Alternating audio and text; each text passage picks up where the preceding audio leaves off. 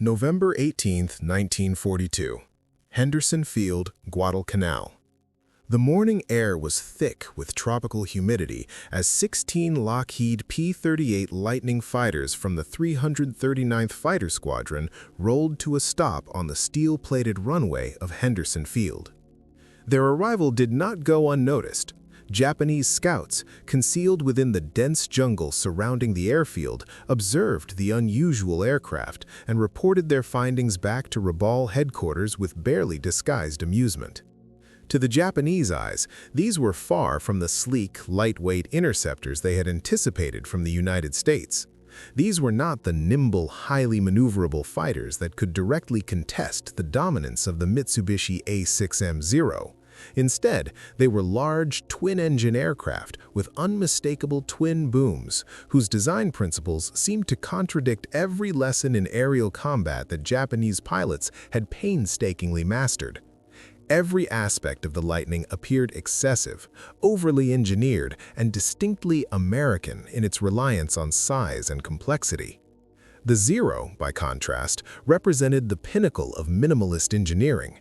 Every gram of weight had been scrutinized, every component optimized or eliminated entirely, resulting in unmatched agility and precision in combat. The P-38, in stark contrast, embodied the opposite philosophy: extra engines, greater mass, and intricate mechanical systems.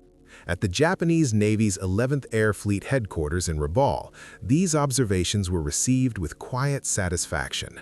They seemed to confirm a deeply held belief since the attack on Pearl Harbor. American aircraft relied on material abundance because their pilots lacked the indomitable warrior spirit that made Japanese aviators so formidable. What the Japanese had not yet realized was that the presence of these aircraft on Guadalcanal was the beginning of a profound strategic shift. Within 5 months, the P-38 would execute operations that would challenge every assumption about U.S. air power. The conventional metrics of air superiority, turning rates, agility, and traditional dogfight tactics would be rendered secondary. Instead, a new approach, emphasizing long-range interception and precision strikes, would reshape Japanese naval aviation doctrine and threaten their most valuable asset: confidence.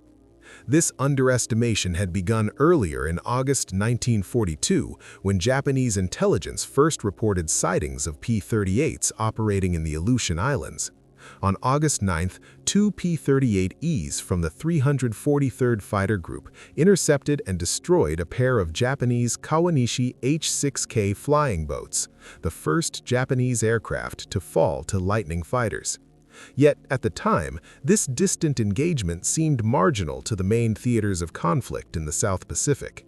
By September, reports circulated among Japanese fighter units, reflecting institutional overconfidence.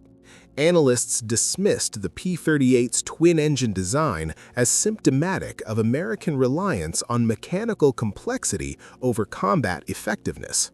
The assessment concluded that such aircraft, though novel, would be inferior to the Zero in any engagement emphasizing maneuverability. Among the senior officers reviewing these reports was Commander Minoru Genda, the tactical architect behind the Pearl Harbor strike.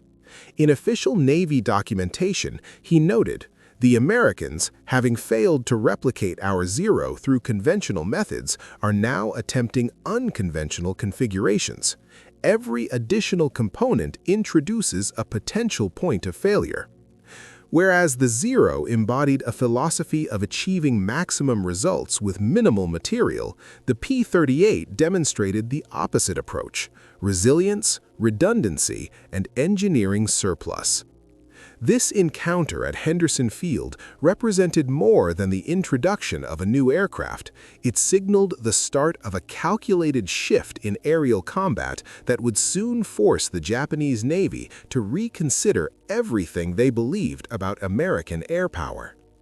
Early encounters with the new American fighter quickly challenged Japanese assumptions about air combat. When P-38 Lightnings began operations from Guadalcanal in November 1942, Japanese aviators noted an unexpected behavior. The American aircraft often avoided conventional turning dogfights. Observers initially interpreted this not as a tactical choice, but as timidity. The first sign of this unusual approach came on November 18, 1942, when the 339th Fighter Squadron escorted B-17 bombers over Guadalcanal. During this mission, U.S. pilots claimed to have downed 3 Japanese aircraft. While the number of kills was modest, the encounter revealed something striking. The P-38s deliberately avoided protracted turning engagements, opting instead for rapid, diving attacks from higher altitudes. A more decisive demonstration occurred on December 27, 1942. 12 P-38s from the 39th Fighter Squadron confronted a formation of Japanese aircraft over Doadora, New Guinea. The clash was brief but unequivocal. By maintaining the advantage of altitude and refusing to engage in close-range maneuvering, the P-38 pilots destroyed several enemy planes while suffering minimal casualties themselves. Captured wartime records from the Japanese Navy's 4th Air Group highlighted growing alarm. By the end of December 1942, reports described twin-engine fighters appearing over Japanese airfields at altitudes that were difficult to reach. When Japanese pilots attempted to intercept, the P-38s executed high-speed diving attacks through their formations, delivering precise fire before climbing out of reach. The most unsettling aspect for Japanese airmen was the ineffectiveness of traditional dogfighting techniques. The legendary maneuverability of the Mitsubishi Zero, which had previously dominated Chinese and early Pacific battles, seemed almost irrelevant against an opponent that refused to engage in turning combat. Japanese intelligence, however, lagged behind reality. A report issued in January 1943 continued to underestimate the P-38. Fighter units were advised that the aircraft's weight and twin-engine configuration made it vulnerable in conventional engagements, and pilots were instructed to draw them into close-range dogfights where Japanese fighters could supposedly prevail. The report estimated a maximum speed of 350 miles per hour, a service ceiling of 30,000 feet, and an operational range of 500 to 600 miles, with nose-mounted machine guns as the only armament of concern. In contrast, the operational P-38G models deployed in the Pacific far exceeded these expectations. They could reach speeds of 400 miles per hour in level flight, climb to 40,000 feet, and, with external fuel tanks, strike targets over 1,000 miles away. The concentrated firepower of 4.50 caliber machine guns and a 20mm cannon mounted in the nose delivered devastating accuracy in a single pass. By early 1943, U.S. squadrons had refined tactics designed to maximize the P-38's strengths. Major John Mitchell, later notable for his role in the Yamamoto mission, worked with the 339th Fighter Squadron to codify these strategies. The guiding principle was clear: retain the energy advantage at all times and avoid close-range maneuver combat with Japanese fighters. The Battle of the Bismarck Sea from March 2nd through 4th, 1943 would later confirm the effectiveness of these tactics. The engagement demonstrated on a large scale how the P-38's speed, altitude, and firepower could decisively disrupt Japanese formations, underscoring the profound misjudgment of enemy intelligence and signaling a shift in aerial dominance in the Southwest Pacific.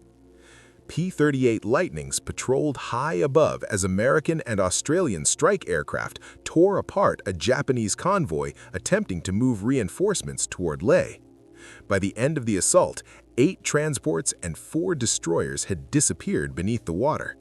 The Lightning pilots reported multiple kills in the air and succeeded in shielding the bombers throughout the attack.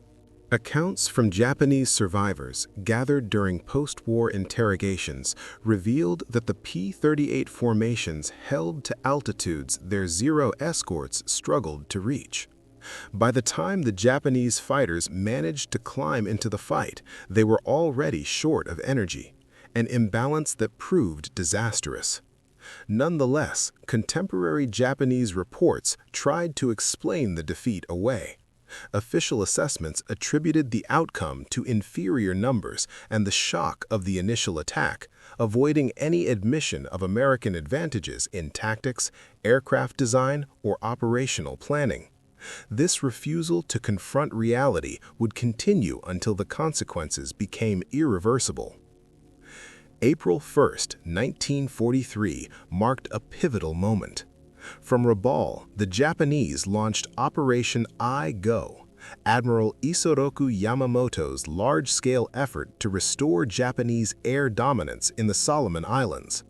Yamamoto personally moved forward to supervise the operation, intending it to be a demonstration of continuing Japanese air superiority.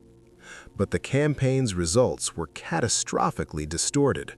Fighter units submitted reports claiming extraordinary success, scores of American aircraft supposedly destroyed in the air and on the ground, and several ships allegedly sunk. In truth, American losses were insignificant. Japanese aviation losses, many inflicted by P-38s, were substantial and unsustainable. This climate of misplaced confidence set the stage for Yamamoto's fateful decision to tour frontline airfields, unwittingly placing himself within reach of long-range American fighters based on Guadalcanal. April 13, 1943, brought the critical breakthrough. American monitoring stations intercepted a Japanese transmission encoded in the JN-25D cipher. Cryptanalysts at Pearl Harbor spent hours working through the message before uncovering a remarkably detailed timetable for Yamamoto's upcoming inspection trip. According to the decrypted text, on April 18, the commander-in-chief of the combined fleet would depart Rabaul at 0600 aboard a medium bomber, accompanied by 6 fighters, with exact arrival times scheduled for several forward bases. The intelligence was rushed to Admiral Chester Nimitz, who quickly approved an attempt to intercept the Japanese commander. Only one American aircraft had the necessary reach, the P-38 Lightning. Even with external fuel tanks, the fighters would be operating at their absolute limits, needing to travel roughly 400 miles from Guadalcanal to the interception point. On April 17, 1943, Major John Mitchell of the 339th Fighter Squadron was assigned to craft the mission plan. His route required a sweeping 600-mile arc that avoided Japanese-occupied islands and the network of coast watchers who could relay any sighting. The entire flight would take place at extremely low altitude, skimming just above the ocean to remain undetected by Japanese radar. 18 Lightnings were selected, 4 for the direct attack on Yamamoto's bomber formation, 12 to engage or distract any Zero escorts, and 2 held in reserve at the rear. The strike element, later known as the Killer Group, was composed of Captain Thomas Lanphier Jr., Lieutenants Rex Barber, Besby Holmes, and Raymond Hine. Their role was simple and dangerous: reach the intercept point on time and ensure Yamamoto's aircraft did not leave the area. Mitchell's flight plan required absolute precision. There could be no deviations in fuel usage and no chance to make a second attempt. The entire mission had to be executed within a very narrow window of time. The target date was April 18, 1943. At 0710 hours, 16 P-38 Lightning aircraft lifted off from Fighter 2 strip on Guadalcanal. 2 of the planes immediately experienced mechanical difficulties and had to turn back. The remaining 14 maintained a low-altitude flight of roughly 50 feet above the Pacific, proceeding in complete radio silence. Navigation relied solely on compass bearings and timing calculations, leaving no margin for error. At exactly 0934 hours, Lieutenant Doug Canning identified the enemy formation at the coordinates predicted by Mitchell's meticulous planning. The formation consisted of 2 Mitsubishi G4M Betty bombers, followed closely by 6 Mitsubishi A6M0 fighters in protective escort. Mitchell's calculations had proved flawless. Captain Lanfear and Lieutenant Barbara jettisoned their auxiliary fuel tanks and climbed to engage the enemy. What followed would become one of the most studied air combat encounters of the Second World War. Both pilots involved later claimed responsibility for downing Admiral Isoroku Yamamoto's aircraft. However, post-war investigations, including Japanese wartime records and crash site examinations, indicate that it was Lieutenant Barbara's gunfire that critically disabled the lead bomber. Its right engine exploded, and the structural integrity of the wings failed, sending the aircraft into the dense jungle canopy of Bougainville. The second bomber, carrying Vice Admiral Matomi Ugaki, was also targeted and destroyed, though it crashed into the ocean. Ugaki survived the attack. The U.S. forces lost only one P-38 in the mission. Lieutenant Raymond Hine was last observed being pursued by Zero as he veered out over open water, ultimately crashing. By 1400 hours, Japanese reports began to confirm the ambush. Initially, Naval Command could not believe that Admiral Yamamoto had been killed. A recovery team located the wreckage the following day. Yamamoto's body had been ejected from the aircraft and showed evidence of instantaneous death from .50 caliber bullets. The effect on the Japanese Navy was profound. Yamamoto was more than a senior officer. He was a living emblem of Japanese naval strength.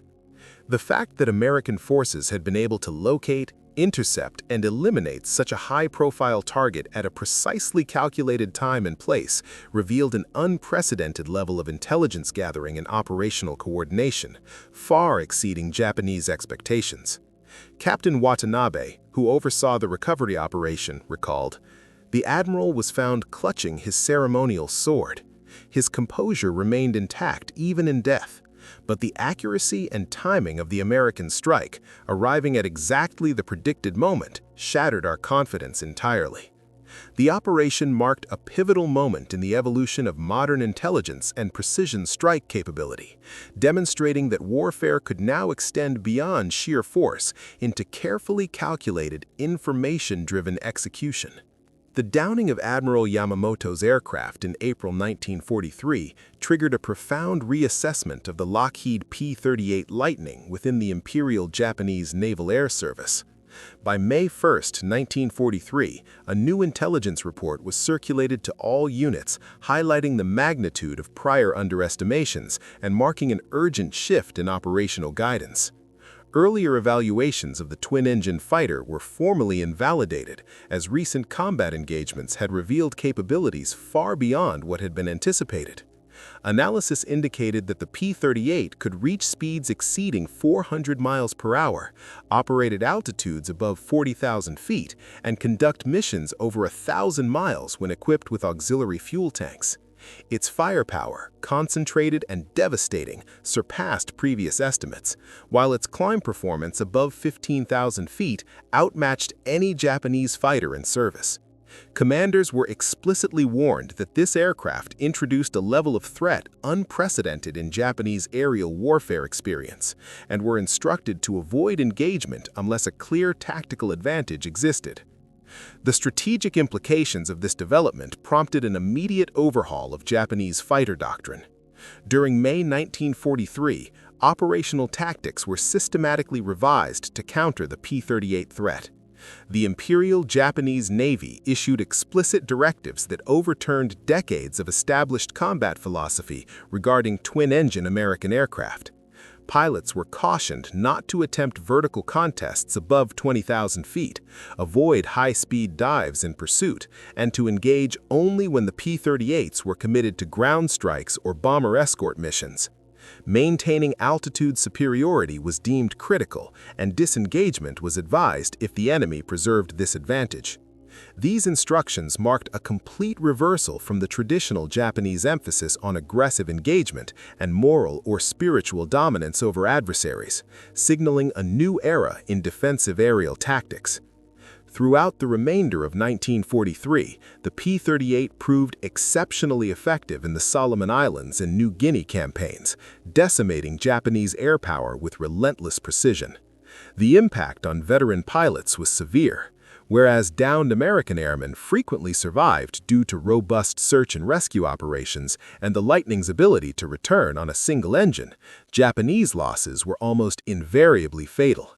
By September 1943, the majority of Japan's pre-war trained aviators had been killed in action, and their successors, fast-tracked through drastically shortened training programs, lacked the experience and combat acumen to match the increasingly skilled American P-38 pilots. Statistical records from 1943 illustrate this disparity starkly. The average Japanese pilot had accumulated only around 200 flight hours before entering combat, leaving them ill-prepared for the sophisticated and high-performing Lightning aircraft.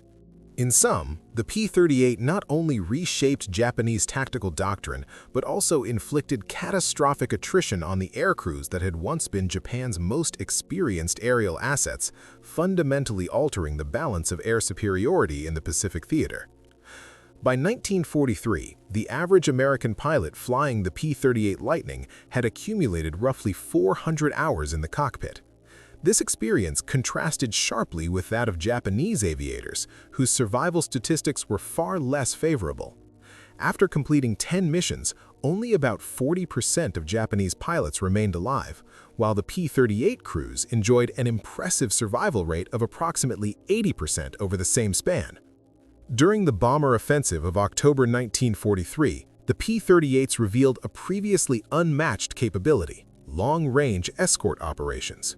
B-24 Liberators, once highly susceptible to enemy interception, could now strike targets throughout Japan's defensive perimeter with P-38s accompanying them for the entirety of the mission.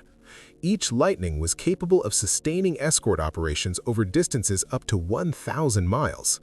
By comparison, the Japanese Mitsubishi A6M0, even when equipped with auxiliary drop tanks, had a maximum combat radius of only around 600 miles.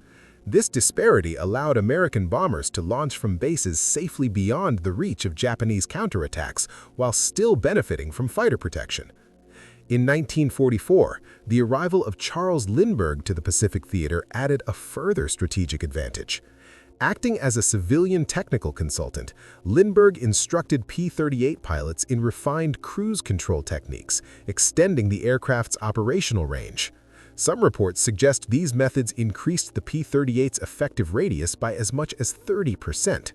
Beyond range, Lindbergh demonstrated the Lightning's versatility as a fighter bomber, teaching pilots how to release ordnance accurately without compromising maneuverability or speed. These improvements further underscored the growing technological and tactical gap between American and Japanese aviation forces. The Battle of the Philippine Sea in June 1944, often referred to as the Great Marianas Turkey Shoot, illustrated this disparity dramatically. While the F-68 Hellcats engaged the majority of Japanese aircraft, P-38s flying from land bases provided extended coverage and reconnaissance, allowing American forces to dominate the skies. Japanese pilots who survived the encounter described American fighters, particularly P-38s, as omnipresent, always maintaining altitude superiority and numerical advantage, seemingly appearing wherever needed. By this point, Japanese naval aviation, once considered the world's finest, had been decisively shattered. Throughout 1944, a competitive spirit emerged among P-38 pilots in the Pacific, informally dubbed the Ace Race. Success in aerial combat became a mark of prestige and skill. Major Richard Bong achieved 40 confirmed kills exclusively in P-38s, while Major Thomas Maguire followed closely with 38 victories, also entirely in Lightnings. These figures exemplified both the effectiveness of the aircraft and the growing mastery of American pilots in the Pacific theater. Colonel Charles MacDonald achieved 27 confirmed aerial victories, while Lieutenant Colonel Gerald Johnson recorded 22. These remarkable totals were amassed in just about 2 years of active combat, surpassing the cumulative victories of most Japanese aces who had been flying since 1937. The Lockheed P-38 Lightning had evolved beyond being a mere fighter aircraft. It had become a platform capable of rapidly producing top-scoring aces. By the close of the war in 1945, Japan's naval air forces had effectively ceased to function as a combat entity. American fighters, led by the P-38, did more than simply destroy Japanese aircraft. They systematically dismantled the operational expertise and institutional knowledge that had underpinned Japanese naval aviation. Post-war technical analyses conducted by Japanese engineers highlighted a fundamental misunderstanding of American design principles. The P-38 embodied several concepts that were largely overlooked or underestimated by Japan. Built-in redundancies prioritized survivability over simplicity. Twin engines provided crucial reliability. Energy-focused aerial tactics were preferred over tight maneuvering. Concentrated firepower was favored instead of dispersed armament.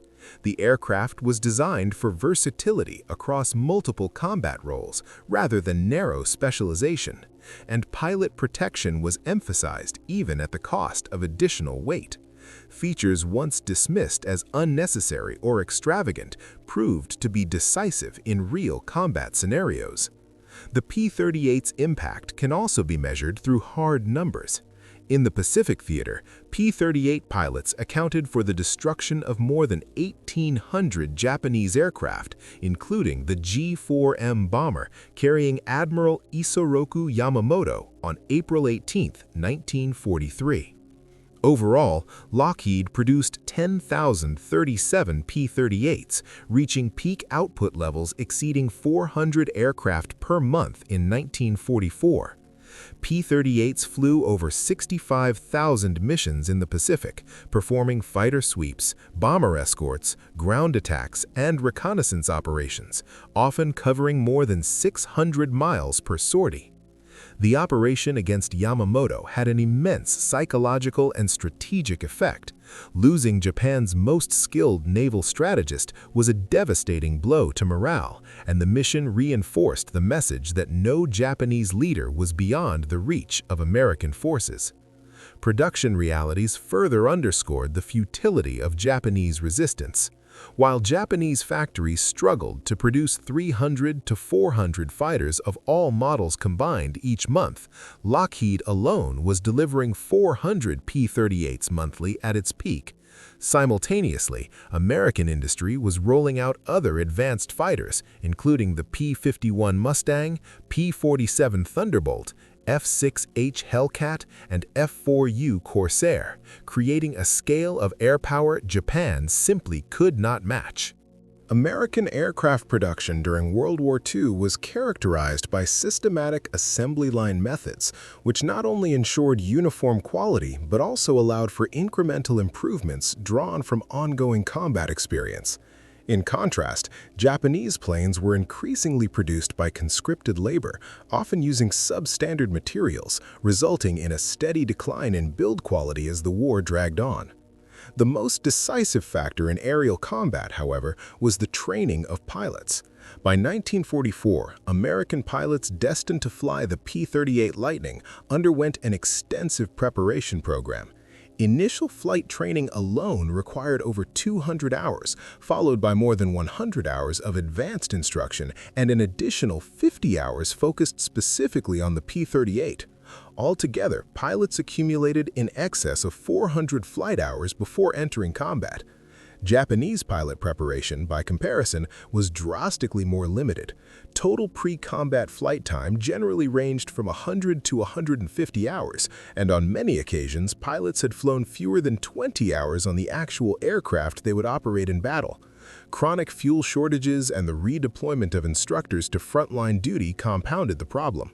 As a result, American aviators entered combat highly skilled and supported by seasoned veterans, whereas Japanese pilots often lacked basic formation flying skills and faced fatal consequences on their initial missions. The strategic ramifications of the P-38's capabilities were profound. Its extended operational range forced the Japanese military to alter their planning. Documents from 1944 illustrate that the P-38's reconnaissance and strike reach constrained Japanese fleet movements and made daylight operations within its operational radius exceptionally risky. Essentially, most of the Western Pacific fell within the Lightning's effective range, limiting Japanese naval flexibility and reshaping the theater of war in ways that Japan could not counter. Technologically, the P-38 continued to advance. By late 1944, the J and L variants had resolved almost all combat-identified shortcomings. Upgrades such as more powerful engines, hydraulically assisted ailerons, improved cockpit heating, and dive brakes enhanced the Lightning's performance across every flight regime. Meanwhile, Japan struggled to maintain production of the aging Zero fighter and lacked the industrial capacity to design or mass-produce more modern aircraft. Later Japanese designs, including the N1K2J George and the K84 Frank, were technically impressive but entered service too late and in too limited quantities to influence the conflict materially. Post-war accounts from Japanese aviators confirmed the P-38's overwhelming impact. In interviews conducted in 1946, Lieutenant Commander Sadamu Kamachi and other surviving pilots reflected on a dramatic shift in their perception of American aircraft. Initially confident that superior skill and spirit would outmatch industrial might, they came to recognize the P-38 Lightning as a decisive factor that fundamentally reshaped air combat in the Pacific. The P-38 Lightning demonstrated a stark reality of modern combat. Superior technology can outmatch sheer bravery. Physical laws cannot be overcome by courage alone. Captain Teo Tanemu, who achieved 32 aerial victories and survived the war, reflected on the aircraft. The P-38 was not the quickest in a dive, the most agile in turns, or capable of the highest altitudes, yet it was consistently competent across all metrics and deployed wherever it was needed. Pilots nicknamed it the twin-tailed shadow because it seemed to appear wherever Allied forces operated. Assessing the legacy. In 1962, during a joint symposium on aviation history between the United States and Japan, veterans from both nations evaluated the P-38's influence on the Pacific War. Former Captain Minoru Genda, who by then had become a member of Japan's parliament, acknowledged the P-38 revealed a fundamental misjudgment in how we understood warfare. When it eliminated Admiral Yamamoto, it destroyed more than a single life. It invalidated our entire approach to combat. We had assumed that wars were won by elite warriors. The Americans demonstrated that wars are determined by superior systems, not individual skill. Responding to this, former Major John Mitchell, the officer who led the mission against Yamamoto, explained, "We could not produce a fighter capable of matching a Zero in tight turns. Instead, we created one that rendered those comparisons irrelevant. This is the essence of American military strategy. If you cannot beat their tactics, you invent a new one." Reflections from the survivors. At a 1985 gathering of Pacific Theater veterans in Hawaii, Kenji Yanaga, who had flown escort missions for Admiral Yamamoto, offered his observations. In 1942, we dismissed the P-38 because we judged it by our own ideals. We prized elegance. The Americans prioritized effectiveness. We chased perfection in a single attribute. They pursued competence in every attribute. We forged the ultimate blade. They created a weapon that made blades obsolete. Yanaga emphasized that the mission against Yamamoto was more than a tactical success. It was a demonstration of strategic reach. The P-38 proved that America could strike anywhere, against anyone, using aircraft that we had assumed were incapable of such feats. The broader lesson, he added, was profound. Modern warfare depends less on individual heroism than on coordinated systems. Success is determined not by the prowess of a single pilot, but by industrial scale and technological integration, not by the elegance of a design, but by its practical application. By 1942, the P-38 was underestimated. By April 18, 1943, it had claimed Japan's most prominent admiral. By 1944, it dominated the skies across the Pacific.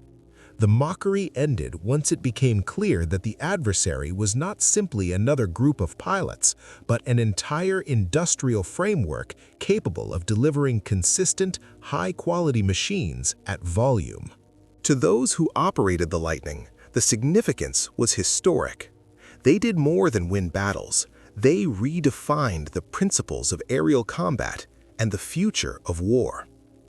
Epilogue.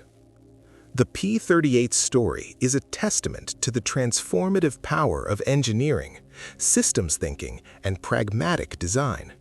It serves as a reminder that in the evolution of warfare, technological innovation often determines outcomes more decisively than courage or tradition. The numbers tell the story. The assassination of Admiral Yamamoto on April 18, 1943, represented far more than the removal of a brilliant strategist from the Japanese Navy. It signaled a turning point in the evolution of naval aviation and demonstrated the reach and precision of American military capability.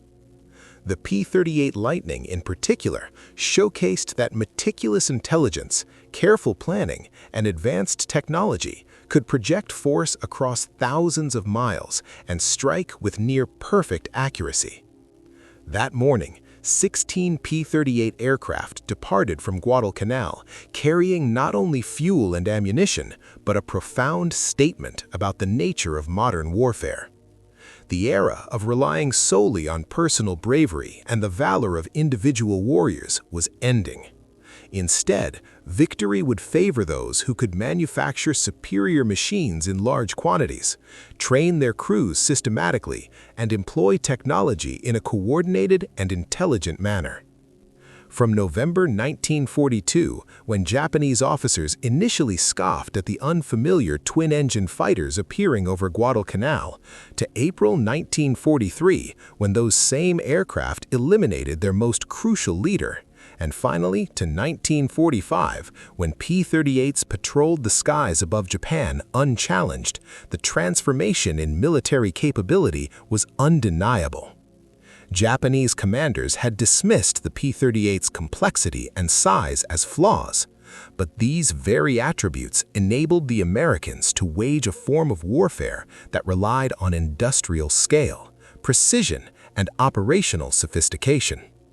Mockery gave way to a harsh lesson in strategic reality. The mission that claimed Admiral Yamamoto's life also symbolically struck down an older way of thinking about combat.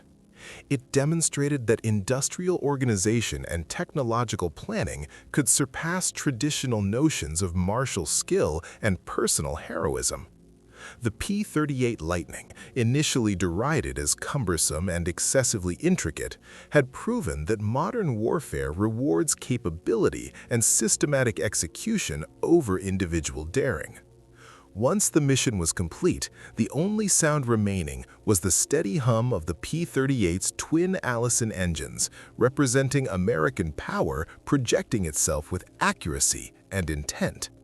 The flight of those 16 planes covered 435 miles from Guadalcanal, relied on compass and timing for navigation, engaged the target precisely within 1 minute of the scheduled window, executed the attack in under 10 minutes, and returned with minimal losses, only 1 aircraft down. This outcome was neither random nor accidental. It was the result of deliberate planning, disciplined training, and technological superiority functioning as designed. Japanese commanders who had underestimated the P-38 months earlier learned a stark and enduring lesson. Never assume something unfamiliar is inferior. Never confuse complexity with weakness, and never dismiss the instruments of the future simply because they operate differently from tradition. The P-38 Lightning delivered a decisive message across the Pacific. The age of the samurai, rooted in valor and personal skill, had ended. In its place, a new era defined by industrial power, technological mastery, and strategic coordination had begun. The effects of that lesson resonated until the formal surrender of Japan on August 15, 1945, marking the definitive rise of American influence in global conflict.